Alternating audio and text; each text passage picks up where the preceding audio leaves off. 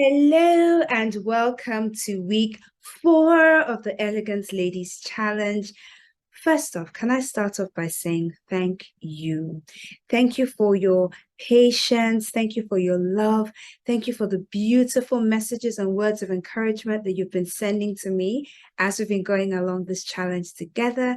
Thank you for sharing your feedback with me. Thank you for sharing all the ways that you've been growing and becoming and taking the tips I've been sharing each week to become a more refined and more elegant lady. Honestly, your emails have given me life.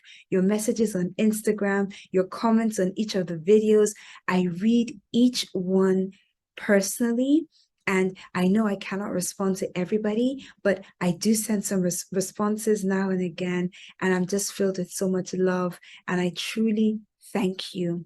Thank you for your love. And thank you for going on this journey with me. It's also a way for me to just recommit myself to this journey that I have decided to give myself to. So I'm really excited that you're here with me. And I'm really excited this challenge is making a difference.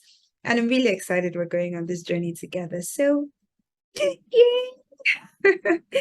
Now, this week, Elegance Week 4, and let me do a quick recap. And I have my notes on here as to what I want to recap about. Remember week 1, we spoke all about slowing down, and I encouraged us to slow down different things. I think I shared 7 things that we can slow down, one of which was our speech, our morning routines, all of these things. So week 1, we all slowed down, and I think that was really beautiful. Week 2, we decided to exchange no, week 2 was about the power of sense. I apologize. So week 2 was all about the power of sense, and we spoke about how you can use sense to frame your space. And I showed you all the different scents that I used, and that video I believe was on Loom, which is amazing. Week 3 was all about exchanging chewing gum for mints. And the emails I've got back from week 3 were just phenomenal as I was listening and reading to all of you ladies as you were committing and recommitting to exchanging your gum for mints, just so you can become more elegant and portray yourself as a more refined woman. And I was so excited to read each and every one of those emails. So today, week 4, week 4, and week 4, we are watching our words. And I find it particularly ironic that I am sharing this with you this week because I had the busiest weekend last week. I had the launch of a foundation that I was honored to be invited to attend. And it was all about mental health, which is beautiful. And I attended the launch and listened to the lectures, and it really grew my own awareness of mental health for myself, but also for the people around me and the communities that I serve. And I hope to be able to share more on that in the days to come. That was the first thing. And then on Saturday evening, I had a 50th birthday celebration. So I got all dressed up in my black tie, and maybe I should post up pictures. Remind me, I'm off social media a little bit this week, but when I get back on, I will share a few images from last weekend with you, and I think you would live vicariously through me. So I had this 50th birthday celebration that I attended, which was beautiful. And then on Sunday, I had this huge work event that I was dealing with, and I had to make sure everything was going well, and I'd hardly slept, and we had to make a lot of last minute changes that started at 3:30 a.m. in the morning. So by the time Sunday evening rolled around, I promise you, I was more than a little cranky. So I got into the event. It was a strictly by invitation event, and I had my guest list prepared a few days before. I'd shared it with my agency partners. Everything was going great. And then someone came to call me upstairs and said, Lady Bodam, we have a bit of a situation downstairs. I said, talk to me, what's the problem? It turns out that somebody had incorrectly filled the information required on the guest list. And I attended to it, but can I be honest? Because this is a safe space. So I'm going to be honest with you about my successes, yes, but also about the times that I struggle. And on Sunday evening, I struggled with being refined and being graceful and just letting that really, really crucial error pass without being a bit of a bear. And I was a bit of a bear. And I was like, this is not acceptable. This is a mistake that has been done consistently. I've called it out a few times. And honestly, yes, should I have addressed the negative situation? I should have. But maybe I could have done so with a bit more grace. So we learn every day.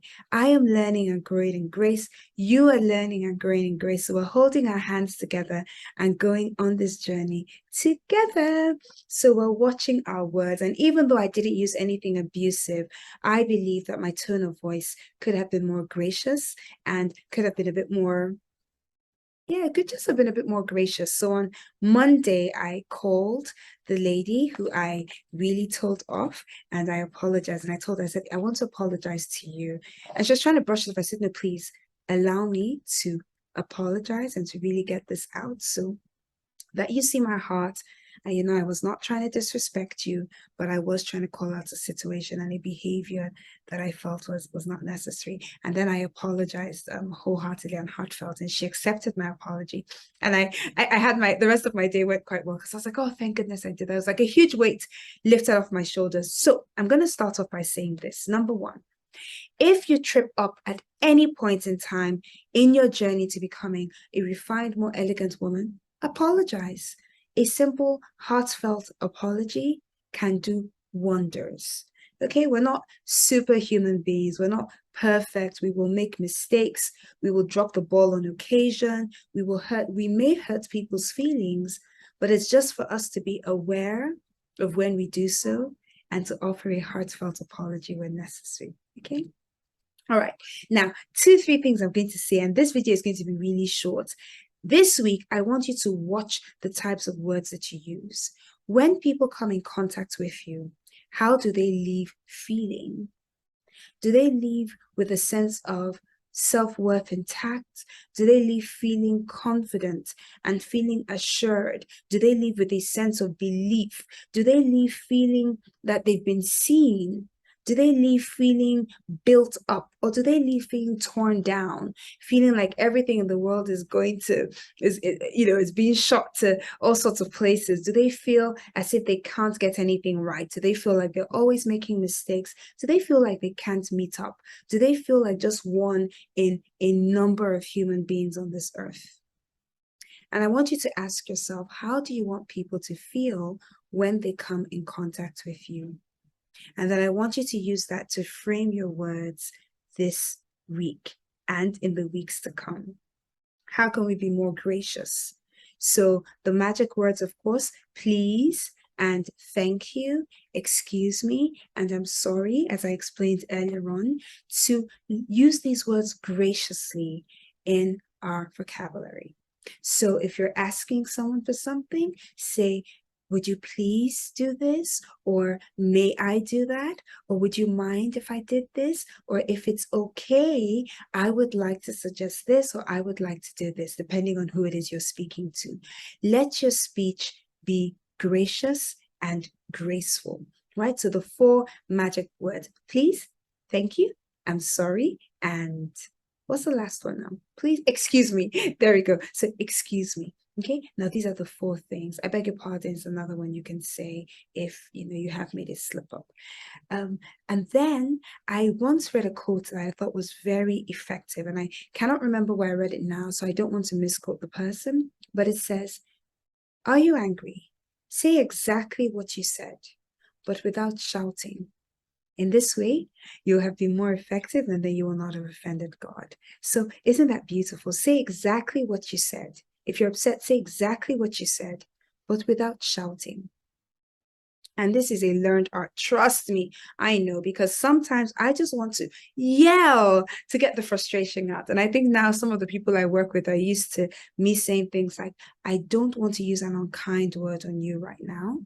So I'm going to get off this phone and I will speak to you a little bit later when I'm in control of my emotions.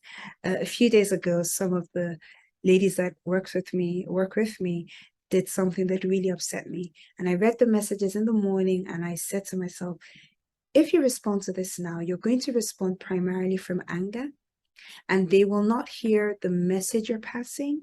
They will hear the emotions behind what you're saying, and that's all they will hear.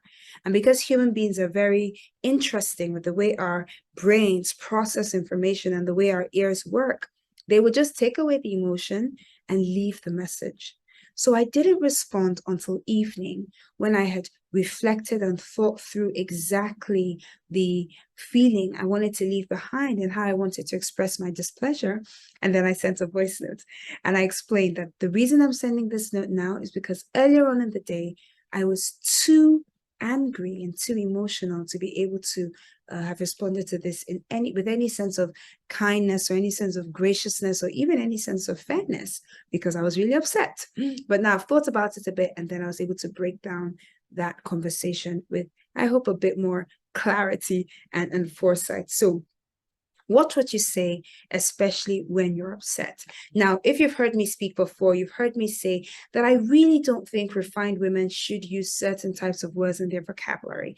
Number one, I do not believe we should use abusive words. So, and I beg your pardon in advance, but words such as when you're speaking to someone and you say things like "you must be stupid" or you're mad or using all sorts of abusive language, I don't think should come from a refined lady. Even things like "you're silly," because why? Why is this important? Remember that we want people to feel built up every time they come in communication with us, every time they have every time they meet us, every time they speak with us, I beg your pardon, every time they communicate with us, we want people to feel built up and to feel seen. When we use phrases or words that tear people down, we're going to the very depth of them. This is beyond just, you did something awful and I'm telling you off. You are eroding the person's sense of confidence, the person's sense of self, and ultimately the person's sense of identity. And we don't want to do that. We want to be women who build up people, who speak to people's sense of self, who speak to people's sense of worth, and who build up people's sense of identity. So that's why using certain types of words, certain types of phrases, certain types of abusive grammar should not be found among us. And then the other type of vocabulary that shouldn't be found amongst us is swear words.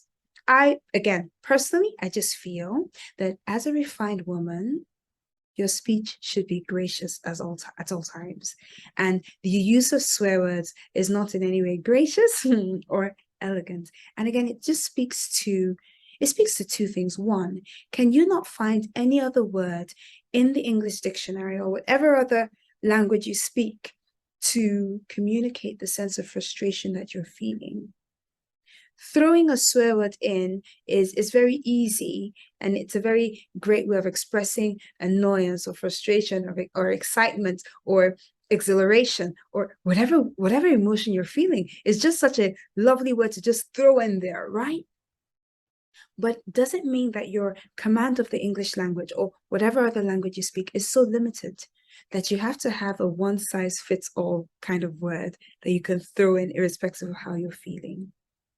And then on the other hand, when you think of the actual meaning behind certain swear words, especially a very popular one, you're describing a really graphic act that should be done in intimacy between, two people, right? Between two people. So using that word that describes a graphic act in the most, and not even in a gracious way, to express a myriad of emotions really speaks to the fact that you might struggle a bit with your vocabulary. So you might want to build that up by reading books and listening to people who you like how they speak, and gradually weaning yourself off swear words. Newsflash. Many years ago, I would use the occasional swear word myself. Many years ago. I know some of you hadn't met me then. Lady Bodam was not born. But I gradually realized that for the persona I wanted, for the woman I wanted to become, some words just didn't play a role in my life. And I weaned myself off them. So I don't use swear words any longer. And if it was possible for me, I believe it's possible for you. I'm going to stop talking now. Bottom line of this week, your challenge, if you choose to accept it, is this: let your speech be graceful, gracious, uplifting, encouraging, kind, and full of love, even when you're upset. Learn this week and the weeks to come to express displeasure without screeching, without shouting. Learn to be firm using your tone of voice, but without necessarily leaning into abusive grammar or other types of words that could, just tear people down. So I look forward to hearing from you. Let me know what you're going to put into practice in this particular week, what you're going to take away, what resolutions you're going to make. I want to hear from you as I always do. And keep your comments coming, keep your love coming. Please sign on your friends, your family members, your loved ones onto this challenge, and let's become more elegant and more refined together. I love you. I'm going to speak to you soon. Until then, stay safe and remain beautiful. Bye-bye now.